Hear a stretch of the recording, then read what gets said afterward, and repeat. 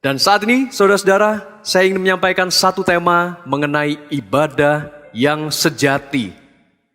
Hari-hari belakangan ini, katakanlah dari 3 bulan terakhir, kita harus memikirkan kembali, merenungkan apa yang menjadi makna dari ibadah yang sejati. Sehingga seolah-olah semuanya sudah berubah di masa 2-3 bulan terakhir ini. Ibadah juga harus diselenggarakan secara online. Kita tidak bisa berjumpa secara langsung, tatap muka, bersalaman, bersentuhan secara fisik.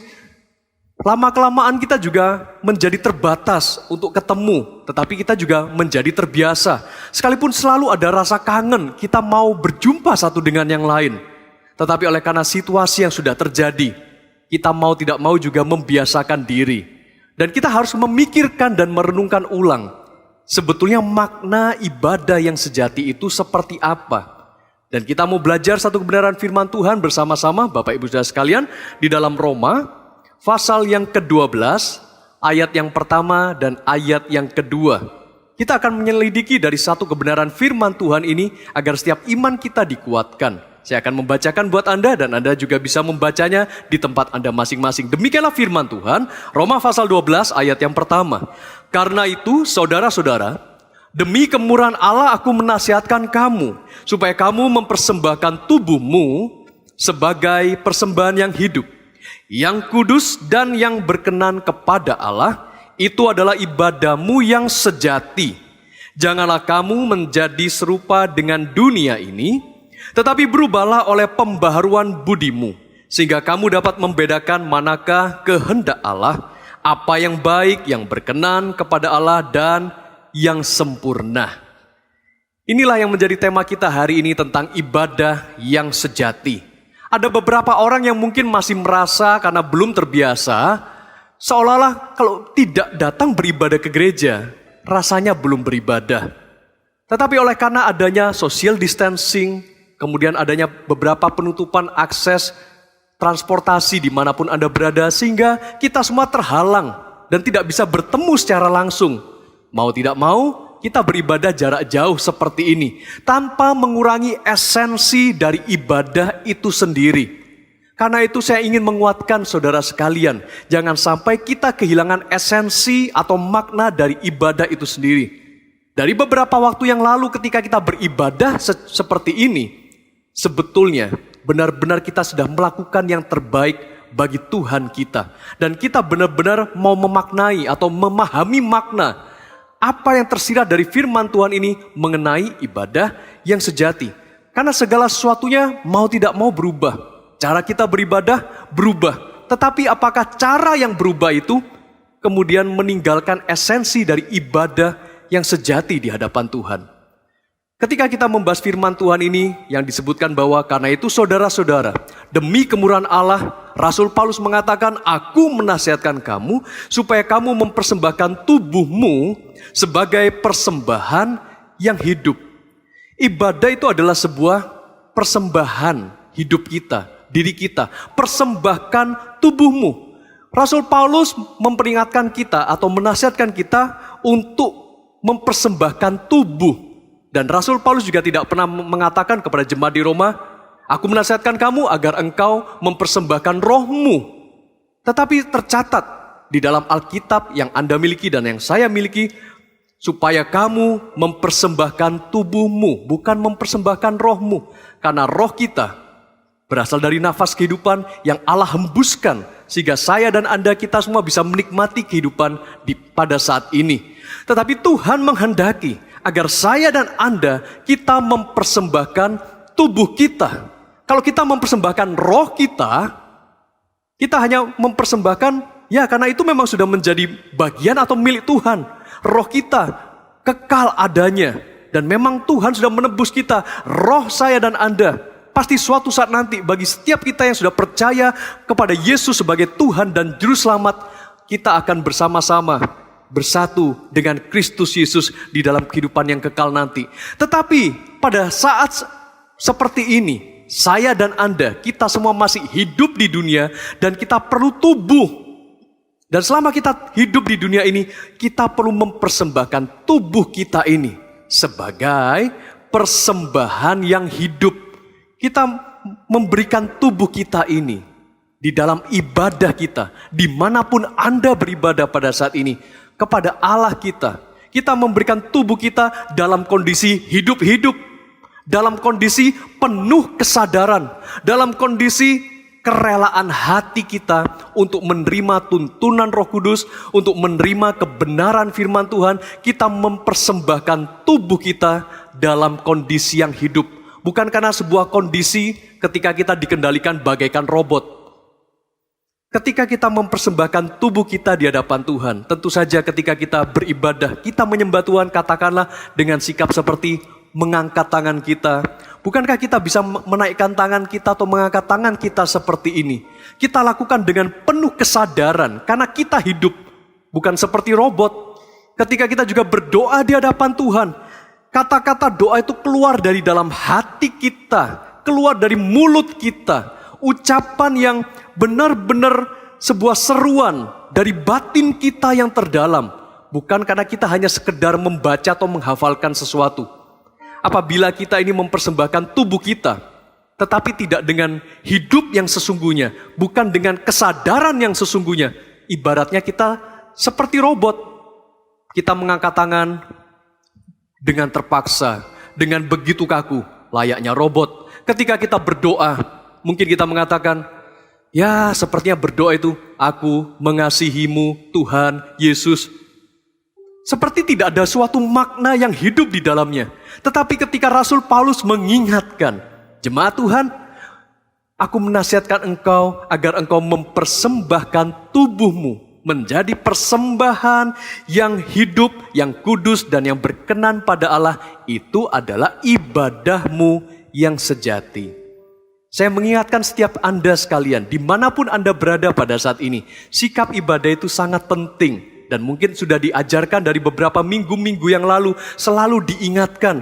Ketika Anda beribadah, sekalipun itu di rumah Anda, di kamar Anda, di ruangan tersendiri di mana Anda bisa beribadah di hadapan Tuhan.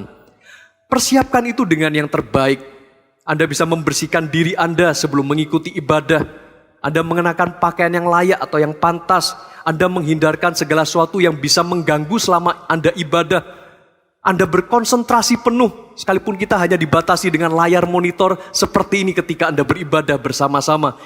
Kita mau melakukan yang terbaik ketika kita beribadah. Kita mempertahankan sikap kita dan hati kita benar-benar tertuju hanya kepada hadirat Tuhan.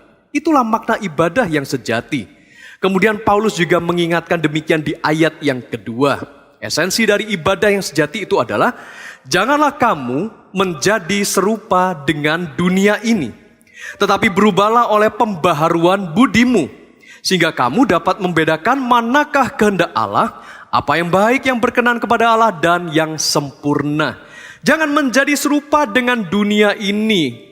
Ada apa dengan dunia? Kata dunia yang dimaksudkan oleh Rasul Paulus di sini maksudnya adalah semua nilai-nilai atau prinsip yang ada di dunia ini yang sudah merosot akibat sudah jatuh di dalam dosa, atau dengan kata lain inilah kondisi, prinsip atau nilai-nilai yang amoral, yang bertentangan dengan kebenaran firman Tuhan dan semuanya didalangi oleh kondisi kejatuhan manusia di dalam dosa. Saya dan Anda sebagai umat yang sudah ditebus oleh Tuhan Yesus, kita harus memiliki cara berpikir dan memiliki prinsip nilai kerajaan sorga. Karena itu jangan menjadi serupa dengan dunia ini. Maksudnya adalah jangan mengikuti tindakan-tindakan yang tidak bermoral seperti yang terjadi di dunia ini pada umumnya. Saudara-saudara, saya percaya bahwa krisis seperti ini yang kita alami bersama seluruh dunia, pandemi COVID-19 pasti akan segera berlalu. Yang percaya katakan amin. Ya, kita mengamenkannya. Ketika wabah COVID-19 ini berlalu, pastinya kita akan kembali kepada aktivitas kita seperti sedia kala. Kita akan kembali kepada lingkungan di sekitar kita, tetangga kita, rekan-rekan kita, klub sosial kita akan kembali ke pelayanan kita. Anda juga akan kembali kepada lingkungan atau komunitas, rekan-rekan gereja Anda, keluarga besar Anda, rekan bisnis Anda di luar kota, di luar negeri, dan dimanapun mereka berada, yang saat ini kita mau tidak mau harus membatasi diri dan membatasi jarak dengan mereka. Suatu saat kita akan bisa berkumpul kembali dengan mereka, dan selama sekitar 3 bulan terakhir ini, ketika kita harus terbatas tidak bisa berjumpa satu dengan yang lain, apa yang sedang Anda persiapkan? Apa yang sudah Anda pelajari? Siap-siap itu untuk kita berjumpa kembali dengan rekan-rekan kita yang lama, yang selama ini tidak bisa kita jumpai secara normal. Apakah kita sudah memegang dengan teguh prinsip dan nilai-nilai kebenaran firman Tuhan, atau jangan-jangan selama 3 bulan terakhir ini kita selalu mengisi pemikiran kita, mengisi hati kita dengan pikiran-pikiran dari dunia, dengan nilai-nilai yang tidak bermoral, dengan semua prinsip kehidupan yang bertentangan dengan firman Tuhan. Saudara-saudara, inilah yang Rasul Paulus ingatkan kepada jemaat yang ada di Roma. Janganlah kamu menjadi serupa dengan dunia ini. Hindari tindakan-tindakan yang amoral di dalam bisnis Anda, di dalam pekerjaan Anda, di dalam pengaturan keuangan Anda. Prinsip yang amoral itu seperti ketika Anda mulai tidak jujur, ketika Anda menggelapkan uang perusahaan Anda, itu adalah sebuah tindakan yang amoral. Ketika Anda, katakanlah di dalam rumah tangga Anda, sekalipun kita juga harus selalu diperingatkan oleh pemerintah, stay at home dari beberapa waktu yang lalu, tetap tinggal di rumah. Bukan berarti selama Anda di rumah, antara suami dan istri, Anda bisa tetap rukun dan baik-baik saja. Bahkan dari beberapa tempat, justru hal ini menjadi masalah. Karena biasanya antara suami istri ketika punya komunikasi yang kurang baik pada waktu itu, mereka merasa aman-aman saja ketika mereka tidak terlalu dekat hubungannya selama mereka di rumah. Karena banyak keluar satu dengan yang lain. Tetapi ketika ada arahan pemerintah, stay at home, mulailah konflik muncul, konflik terjadi. Seharusnya kita menyadari dan kita mengkoreksi diri selama harus selalu ada di rumah.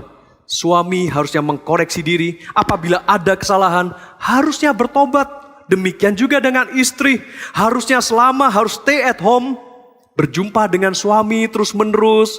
Mungkin ada perasaan tidak tahan, ada perasaan emosi yang meluap-luap, tetapi kita harus belajar. Inilah waktunya, harusnya kita gunakan selama stay at home, pemulihan rumah tangga terjadi. Tetapi apabila kita memenuhi hati dan pikiran kita dengan prinsip-prinsip dunia yang amoral, saudara-saudara, ketidaksetiaan di dalam rumah tangga juga bisa terjadi sebetulnya selama masa-masa belakangan ini. Bagaimana dengan Anda? Oh, saya benar-benar rindu agar kehidupan pernikahan Anda seharusnya selama stay at home itu ditetapkan. Harusnya rumah tangga Anda semakin dipulihkan. Hubungan antara suami istri semakin dikuatkan, semakin harmonis di dalam nama Tuhan Yesus. Ya, lakukanlah ibadah yang sejati itu bukan hanya sekedar Anda mengikuti tata cara ibadahnya. Bukan hanya sekedar mengikuti liturgi ibadahnya. Bukan hanya sekedar menonton atau mengikuti ibadah secara online seperti ini. Tetapi bagaimana Anda melaksanakan prinsip-prinsip kebenaran firman Tuhan di dalam kehidupan Anda sehari-hari. Dimulai lakukanlah prinsip kebenaran firman Tuhan yang bertentangan dengan prinsip amoral itu, lakukan itu dimulai dengan diri Anda sendiri. Terapkan itu menjadi disiplin pribadi ketika Anda bersaat teduh, ketika Anda berdoa, memuji dan menyembah Tuhan.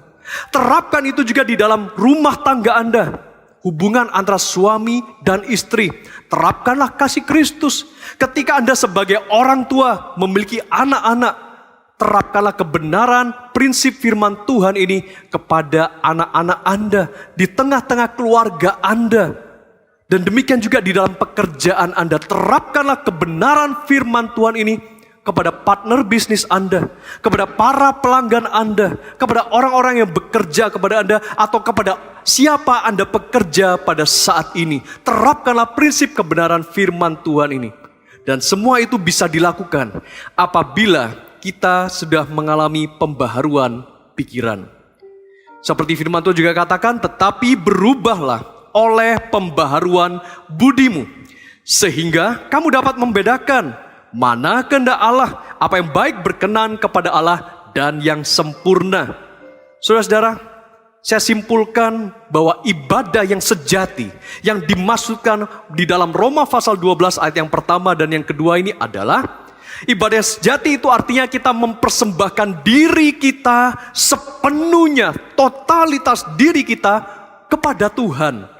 Menjauhi amoralitas dan mengubah cara pikir kita sesuai dengan firman Tuhan. Harusnya itu yang terjadi di dalam kehidupan kita.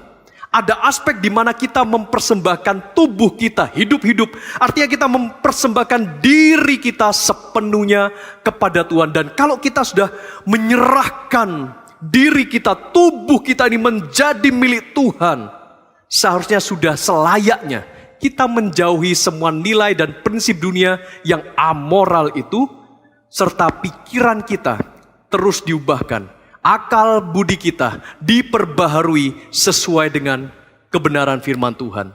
Ada satu lagu pujian yang menjadi begitu berkesan dalam hati saya seperti ini. Bapa, ku persembahkan tubuhku sebagai persembahan yang hidup, kudus, dan yang berkenan padamu, sebagai ibadah yang sejati. Diambil dari ayat firman Tuhan ini. Ku sembah Kau Tuhan. Ikuti bersama-sama dengan saya. Ku sembah Kau Tuhan, ku serahkan, ada aspek penyerahan hidupku, tubuhku, diriku kepadamu untuk kemuliaan namamu. Biarlah firman Tuhan ini masuk meresap begitu dalam di dalam batin Anda. Sekali lagi ya dari awal. Bapa, ku persembahkan tubuhku sebagai persembahan yang hidup, kudus, dan yang berkenan padamu, sebagai ibadah yang sejati. Angkat tanganmu, katakan, ku sembah Kau Tuhan. Benar-benar kita serahkan. Ku sembah Kau Tuhan. Ku serahkan hidupku kepadamu untuk kemuliaan namamu. Ku sembah Kau, ku sembah Kau Tuhan. Ku sembah Kau Tuhan. Ku serahkan tubuhku, hidupku, dan diriku ini kepadamu untuk kemuliaan namamu. Anda paham sekarang, Bapak Ibu Saudara sekalian, di tempat di mana Anda berada ketika Anda mendengarkan firman Tuhan ini. Ibadah yang sejati itu adalah penyerahan tubuh kita, mempersembahkan hidup kita ini, tubuh kita ini sepenuhnya kepada Tuhan. Dan ketika kita sudah menyerahkan diri kita untuk dipakai Tuhan, mau tidak mau kita juga harus meninggalkan segala sesuatu pikiran yang duniawi. Mungkin bagi dunia di sekitar kita, di dalam dunia bisnis kita, mungkin berbuat curang itu gak apa-apalah, masih ditoleransi. Mungkin menipu atau tidak jujur itu, ya perlu dilakukan sekali-kali. Bertindak licik di dalam sebuah hubungan, mungkin itu merupakan trik and tips mereka ketika mereka melakukan hal itu. Tetapi tidak di dalam hadirat Tuhan dan di dalam rancangan Allah bagi setiap kehidupan kita. Kita tidak mau kompromi dengan tindakan-tindakan dunia yang amoral seperti itu. Ketika di dunia mengajarkan, dalam sebuah hubungan, dalam rumah tangga, sedikit-sedikit tidak setia, tidak apa-apa. Sehingga mereka mulai kompromi, ada selingkuhan, simpanan dan sebagainya. Tetapi di dalam prinsip kebenaran firman Tuhan, kita harus menjaga kehidupan suci pernikahan Anda bersama dengan pasangan Anda. Ya, kita mau pikiran kita diubahkan sesuai dengan kebenaran firman Tuhan. Dan saudara sekalian, apabila semua badai ini sudah berlalu, pandemi COVID-19 sudah berlalu dan kita akan kembali ke dunia nyata yang sebenarnya, saya ingin mendeklarasikan kepada Anda sekalian, this is the time for change. Ini adalah waktunya untuk kita berubah bersama-sama. Ketika kita akan berjumpa kembali dengan rekan-rekan bisnis Anda, dengan teman-teman sepelayanan Anda, dengan siapapun masyarakat luas di luar sana, inilah waktunya. Perubahan itu sudah terjadi. Anda menjadi orang yang berbeda, semakin diurapi, semakin penuh dengan Roh Kudus, dipenuhi dengan kebenaran firman Tuhan. Dan perubahan itu akan menuntun kita semua di dalam sebuah pertumbuhan rohani. Pertumbuhan iman Anda akan sungguh-sungguh nyata dirasakan. Dan mungkin banyak dari Anda juga menanyakan, jadi bagaimana caranya saya berubah? Apakah cukup dengan beribadah seperti ini saya akan berubah? Saudara-saudara, tata cara ibadah kita pun juga belakangan ini sudah berubah. Dari yang bertemu secara fisik menjadi secara online. Inilah waktunya kita juga berubah. Salah satu caranya kita berubah adalah Anda perlu berkumpul, berkomunitas bersama-sama di dalam sebuah kelompok kecil yang sehat. Dan di gereja Mawar Syaron itu disebut dengan Connect Group. Mungkin Anda juga mulai bertanya-tanya selama Anda digembalakan di gereja Mawar Syaron, di tempat ini khususnya. Kenapa sih kok selalu kita diingatkan harus bergabung di dalam Connect Group, digembalakan di dalam komunitas Connect Group atau disingkat dengan CG ini. Tujuannya sebetulnya apa? Bukankah sudah cukup hari Minggu beribadah seperti ini? Kenapa kita perlu luangkan satu hari lagi di tengah minggu ikut Connect Group? Tujuannya apa? Saudara-saudara, kalau Anda memahami ada sebuah tujuan di balik kita menggembalakan Anda di dalam Connect Group, hidup Anda tidak akan pernah sama lagi. Tujuan dari penyelenggaraan Connect Group adalah perubahan hidup sehingga Anda bisa berbuah dan bersaksi. Ya, inilah tujuan Anda dimuridkan di dalam Connect Group, supaya Anda berubah hidupnya. Tidak hanya seperti yang dahulu saja, tidak hanya tetap stagnasi begitu-begitu saja. Tuhan menginginkan perubahan terjadi, pertumbuhan terjadi di dalam kehidupan Anda. Karena itu, Connect Group ini adalah tempat pemuritan bagi kita bersama. Setiap jemaat gereja Mawar Syaron menuju perubahan hidup, sehingga kita semua mampu berbuah dan bersaksi kepada banyak orang. Saudara-saudara, jangan sampai ada ketinggalan momentum ini. Ketika kita semua akan kembali kepada kegiatan kita dan kebiasaan kita secara normal. Tetapi kita harus memiliki cara pikir yang sudah diubahkan. Pembaharuan akal budi yang sudah kita alami melalui ibadah ini harus kita tunjukkan kepada masyarakat di luar sana. Dimulai dari pembaharuan pikiran. Anda mengalami perubahan lewat Connect Group. Pelaksanaan Connect Group ini juga merupakan bentuk dari pelaksanaan visi gereja Mawar Syaron sebagai gereja sel yang apostolik dan profetik. Mungkin Anda juga mulai bertanya-tanya, apa sih sebetulnya gereja sel yang apostolik dan profetik itu? Gereja sel yang apostolik dan profetik itu artinya adalah kita semua menjadi jemaat yang diutus untuk menyuarakan kebenaran dan berdampak bagi dunia melalui kelompok kecil. Dan kelompok kecil itu adalah Connect Group. Dan di dalam Connect Group, Anda pelan-pelan juga akan dibimbing. Anda didoakan, dilatih, dimuridkan agar cara pikir kita berubah. Pembaharuan akal budi kita akan terjadi. Saudara-saudara, cara berpikir seperti apa yang Anda miliki pada saat ini? Itu yang Anda perlu kaji kembali dan ambil keputusan untuk berubah. Ada dua model mindset yang mungkin hari-hari ini sedang Anda gumulkan.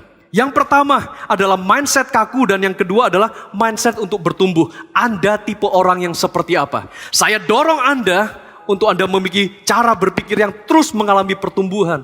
Karena apabila orang itu punya mindset yang sudah kaku, tidak mau berubah, ketika menghadapi kegagalan, biasanya dia akan berkata, ya mau gimana lagi? Ini sudah batas kemampuan saya, ya saya gagal. Tetapi bagi orang yang punya mindset bertumbuh, ketika menghadapi kegagalan, saya tahu ini adalah sebuah kesempatan untuk bertumbuh. Mungkin Anda pernah mengalami atau sempat mengalami kegagalan 2-3 bulan terakhir ini oleh karena wabah COVID-19. Jangan jadikan kegagalan itu merupakan alasan untuk Anda berhenti. Tetap maju. Jadikan kegagalan yang sudah Anda alami beberapa waktu yang lalu sebagai kesempatan untuk Anda bertumbuh. Lalu mungkin orang yang punya mindset kaku berkata, ya kemampuan saya biasa-biasa saja. Aku bisanya ya cuman itu-itu aja. Lalu juga dia akan berkata, sebetulnya aku tidak suka tantangan. Ketika saya frustasi, saya menyerah, give up. Dan kalau menerima kritikan, bagi saya itu sangat menyakitkan. Dan yang aku tahu sekarang, apa yang kupikirkan sekarang, pengetahuanku itu sudah cukup. Saudara, apakah Anda orang seperti itu? Oh, saya harap tidak. Umat Tuhan, milikilah mindset yang terus bertumbuh.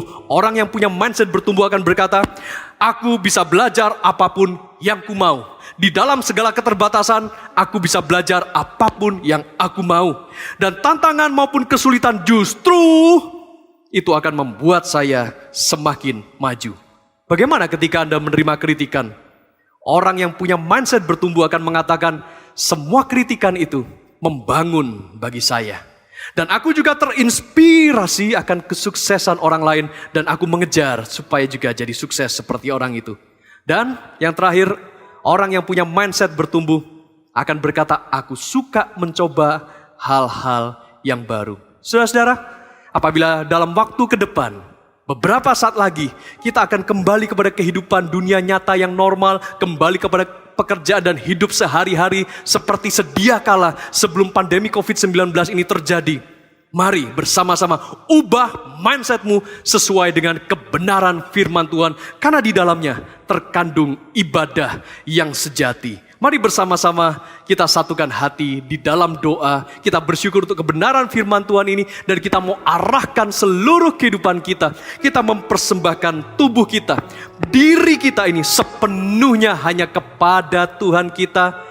Dan kita mau menjauhi segala prinsip dunia yang amoral. Dan hidup kita benar-benar mengalami perubahan. Dimulai dari mindset kita. Sama-sama kita berdoa.